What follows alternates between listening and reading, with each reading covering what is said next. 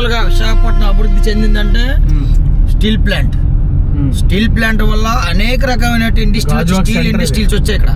వైజాగ్ పట్టణం ఎలా ఉందో గాజువాక పట్టణం, ఈ పట్టణం ప్రత్యేకించి గాజువాక పట్టణం డెవలప్మెంట్ కి మొత్తంగా ఉపయోగపడే అమౌంట్ స్టీల్ ప్లాంట్ మీద కార్మికులు పని చేసుకొని బతికే అమౌంటే ఆధారంగానే ఇక్కడ బిజినెస్ నడుస్తుంది. ఇదంతా ఇదంతా ఏంటి చెప్తాను. సుమారు పర్మనెంట్ ఉద్యోగులు, కాంట్రాక్ట్ లేబర్ బేసిస్ వాళ్ళు అందరినీ కలుపుకుంటే ప్రత్యక్షంగా దాని మీద వర్క్ చేసి జీతాలు తెచ్చుకునేటువంటి వాళ్ళు ఒక 40,000 మంది ఉంటారు. 40,000 మంది. ఆ 40,000 మంది చిల్లర ఉన్నటువంటి వర్కర్స్ పని చేసుకొని తెచ్చుకున్న డబ్బులన్నీ కూడా మార్కెటింగ్ ఇక్కడే జరుగుతుంది. ఈ మార్కెటింగ్ ఓన్లీ ఒక రకమైనటువంటి మార్కెట్ కాదు. ఐరన్, సిమెంట్, పిక్క, rod, A to Z total marketing అనమాట. అంటే బట్టలు, చెప్పులు, గిప్పులు రకరకాలు. స్టీల్ ప్లాంట్ మీద